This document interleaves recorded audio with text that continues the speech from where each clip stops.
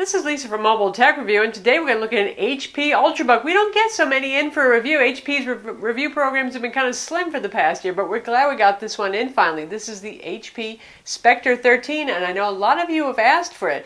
Particularly, this is the 13T-3000. Don't confuse it with the Split X2, which is also a 13-inch model. Anyway, 4th generation Intel Haswell inside, full HD or even higher resolution displays available, metal casing, and we're going to look at it now. So here it is, finally, the HP Spectre 13 Ultrabook, 13.3-inch Ultrabook, $999. So, well, pretty much standard size, pretty much standard price right there.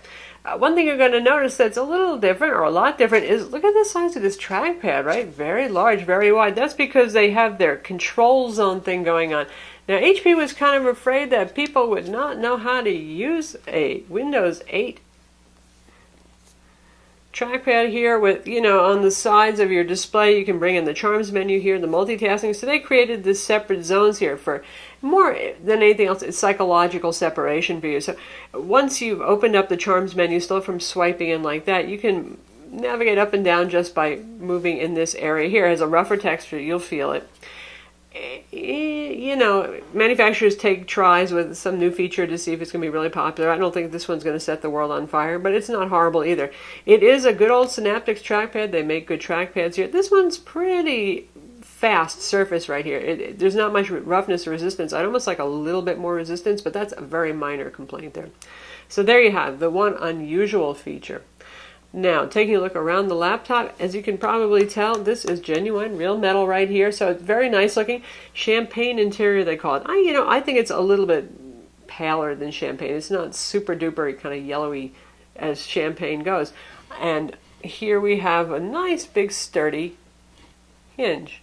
And it's not moving. I'm yanking on it, not moving. It's nice and stiff, and that's a good thing. And there's vent holes inside of here, as we've seen on MacBook Pros. But this is a nice, smooth operating hinge and trackpad. And what do we have on the lid? Unusual, you don't see, shall we call it brown and be pedestrian, a brown lid on a laptop very often. Also brushed metal, HP calls it truffle brown. So there you go, a little designer flair there. This is their Spectre line, this is their classy, more expensive line, so it gets a fancy name. Nice reflective logo over here. You could probably do an SOS like that if you needed to, if you were ever stuck on the side of the road. Brushed metal, again, it picks up some fingerprint oil. Happily it's metal, a damp rag will get rid of that, but it will show some fingerprint oil. Not unlike the EliteBook G20 from HP that we looked at, it's got the same kind of canted back here. It looks pretty cool. It gives it an interesting design look, and it creates more of a grip point, a ledge here, which is kind of nice. And on the back edge, we have the Hewlett-Packard engraved logo here, so that looks also kind of classier than usual. All in all, it's a pretty attractive looking Ultrabook. Got a lock slot over here. We have USB 3.0 port, combo 3.5mm audio jack, and SD card slot. Take that, Dell. We have an SD card slot here. And on this side, we got obviously the power plug right there. Full-size HDMI, so you don't have to go running around looking for little adapters. Mini display port if you want to drive higher than full HD resolution displays. Nice touch, glad that's there. And another USB 3.0 port. Obviously it has that kind of tapered design that's pretty trendy among Ultrabooks. It gets pretty thin on the front, it's 0.6 inches thick. So it's thin. It's not the lightest of Ultrabooks, 3.3 pounds, where 3 is kind of more the average sweet spot. Not that it's the only one, it's a little heavier than average. And we'll cut them some slack because there's a lot of metal in here. Of course, ASUS manages to come in a little lighter with metal, but that's ASUS's magic right there. Compared to something like the Sony Vaio Pro 13-inch, which is, 2.34 pounds, then this one seems heavy. But then again, if you look at something like the Yoga 2 Pro, it's going to be not a whole lot lighter, 3.06 pounds, and I don't know, a third of a pound. I'm not too worried about that, especially if you're getting a nice, solid, quality, not flexing, sturdy piece of equipment. Ventilation holes over here. Nice little rubber feet with a kind of chromed ring around them, trying to make them look classy there.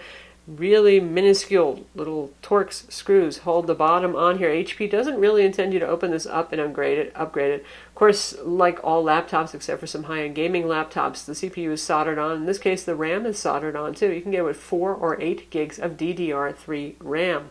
Has an SSD drive inside. We'll talk about that in a bit as well. So opening it up to take a look inside, there's a little grabby lip right over here, so it makes it a little bit easier to open up. And again, really nice and smooth kind of hinge design there. Goes pretty far back. It's one of HP's Radiance displays. To my eyes, it certainly looks like an IPS display, and it's the same CMN display panel we've seen on several other Ultrabooks. This is a full HD display. You can also get it with a 2560 by 1440 panel, which we assume would be Sharp's IGZO display. Usually it is in that resolution, and that one's also lovely, but unfortunately we only get to show you the 1920 by 1080. This is the configuration you'll find in Best Buy and other stores, again for $9.99. The one with the higher resolution, you'll probably have to order it direct from HP. It's only $70 more to get that higher resolution panel if you want it. But then again, the way Windows handles scaling, or Windows programs more precisely on the desktop, some of them don't really respect scaling very well. It may or may not be worth it to you. Metro apps handle it much better if you're watching video and things like that are better than HD resolution. It could certainly be worthwhile. More screen real estate in Photoshop if you can handle those teeny menus if you have scaling set down to say 100%, so you can see more on screen. Taking our look back inside again, you can see the keyboard here is backlit, and we have a little indicator for things like the keyboard backlighting, in fact, right there, lit up, and our wireless control button, standard multimedia controls up here. You don't have to hit the FN key first to use these keys, which is nice. I think most users, at least everyday consumers, prefer that. As you can see, it's a chiclet style keyboard. It also doesn't have particularly any sculpting or shaping to the keys. There's no smile shape Lenovo keys or something like you see on a ThinkPad here. This is a business model. Usually the keyboard doesn't get quite as much love. The good news is there is no trampolining on the keyboard deck, because this is just one stiff piece of metal here, so no bounce whatsoever, which puts it ahead of the Sony Vaio Pro 13, which does have some bounce because of that flexible carbon fiber design. On a not so thrilling note, there's really not much key travel in addition to the keys not having much shape. And so you feel you're bottoming out and hitting keys, but you really do have to bottom out, otherwise it might miss a keystroke. It's an okay keyboard. I mean, it's great that it doesn't flex. It's perfectly nice, normal, large layout. They make good use of the space, but I would like more travel on this and a little bit more tactile feel, so it's not as punishing on your fingertips, but not terrible, not the best we've seen. As you can see here, we have the Beats Audio logo. HP loves to put Beats Audio in it. And when Beats Audio is turned on, these speakers that are underside, like I showed you right here, they sound pretty good, pretty full and pretty rich. You turn off Beats Audio and it sounds pretty mediocre. So I would say leave it turned on. It gives you nice control over your bass and your treble and all that kind of thing, so you don't have to have the cliche Beats heavy experience. And you can see here we have the Beats Audio control panel. We also have HP's Cool Sense, which handles, as you guessed it, cooling. HP Control Zone, which really is just your trackpad control. But we'll take a look at Beats Audio, which has popped open and back instead. Okay, there we go. Here's our Beats Audio. And you can you can choose your playback device, whether it's speakers, headset mic, master, internal mic, stereo mix, advanced settings. There's a lot to play with there. It's pretty good sounding. We'll play a video so you can hear it. As you can see, there's a little occasional display flicker. The naked eye can't see that. Our video camera recording at 60p can see it, so I wouldn't worry too much about that. And here we have the touchscreen, obviously, since I have been touching it to do things, and we're on the desktop right now. Beautiful display. Color saturation is very nice in this very wide color gamut. Brightness is good at 274, not incredible. And we'll take a look at our display calibration information so you can see the color performance. So here you can see it covers 95% of sRGB, which is just like the other top Ultrabooks on the market, including the Sony Vaio Pro 13. Once again, the Sony Vaio Flip 13, the Samsung ATIVbook 9 Plus, which is running at a much higher resolution than this, and the Yoga 2 Pro. And again, 75% of Adobe RGB, just like its competitors. So it's holding its own, and that's a very good thing.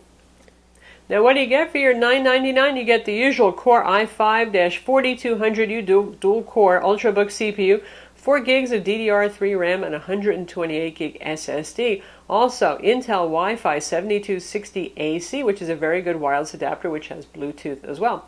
So again, pretty much standard good quality internals for a $1,000-ish kind of laptop. Now, if you want to spend a little more money, HP has a configuration on their website. It's usually $13.29, but now it's on sale for $12.29. Maybe that's a perma sale. Maybe it's going away. I don't know, but that adds the higher resolution 2560 by 1440 display, upgrades the RAM to 8 gigs, and gives you a 256 gig SSD, which for $220 more, for those of you who want more storage, more RAM, and the higher resolution display, that's a bloody steal right there.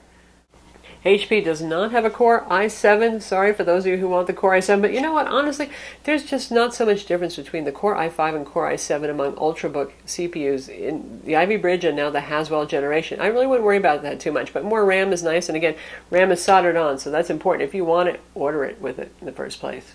Now, in terms of performance, first off, you can see this is our Crystal Disk Mark score for the SSD drive against 128 gig light on SSD. Those are very good numbers there. I'm really pretty impressed with that, particularly the 4K write and read times. Very nice on that. So that's a pretty good SSD in there, and it feels snappy. Now, honestly, when it comes to Windows Ultrabooks, you're just not really going to feel a whole lot of difference among them because they use all pretty much the same internals, same kind of RAM, same CPUs and stuff like that. So there's not a whole lot of variation. When you're buying an Ultrabook, you're really buying the styling, the features, what ports are on there, the brand you prefer, that kind of thing, more than a performance difference. But PC Mark 7 for our Core i5 model, again, the 4200U with 4 gigs of RAM, scored 4826, which is pretty good, par for the course, right in there with most other Ultrabooks in the Haswell generation. W Prime, it computed Pi in 23.37 seconds. Geekbench 3, 2677 for the single core, and the multi-core test was 5049. So again, par for the course, good stuff. Same stuff you're going to find on other Ultrabooks. Really, Ultrabooks do not compete on their performance. Now, like all Ultrabooks, the battery is sealed inside. That means you're going to have to find yourself the really teeny torque screwdriver and have at it if you want to remove it. There's no little latch to take it out. Again, that's just the way Ultrabooks are. To make them this thin and as light as they are, that's the design. 4-cell battery inside. The good news is this one really has good run times among Windows Ultrabooks. About 8.5 to 8.75 hours on a charge, and that's with brightness set at 50% and automatic display brightness turned on, which, by the way, is not too overbearing on this particular model. Some of them, it either twitches and bright, dark a lot, or it makes it too dim all the time. It's pretty tolerable on this. So that's pretty darn good. Yes, of course, the MacBook Air is the longevity king or queen at 12 hours, but there are some other Ultrabooks that are only pushing about 6.5, so not bad there, including beating the Yoga 2 Pro runtimes and, again, the Sony Vaio Pro 13. Now, does the higher resolution display option, if you pick it, reduce battery life? It probably has a small impact. I'm betting that it's not going to be really all that high, though. Alright, so here's what our website looks like on this. Right now we have 150% scaling. That's the middle scaling setting. To me, that looks a little bit large. I usually run at about 125. Even at 100%, I find 1080p viewable. It really depends on your eyes. If you're using an application that respects scaling, say like Internet Explorer does, you're fine. If you're using one that like Chrome that doesn't, not so much. Things can look a little bit tiny, but anyway, we're really here so you can see how it does with video. And let's look at our ThinkPad X1 Carbon video review.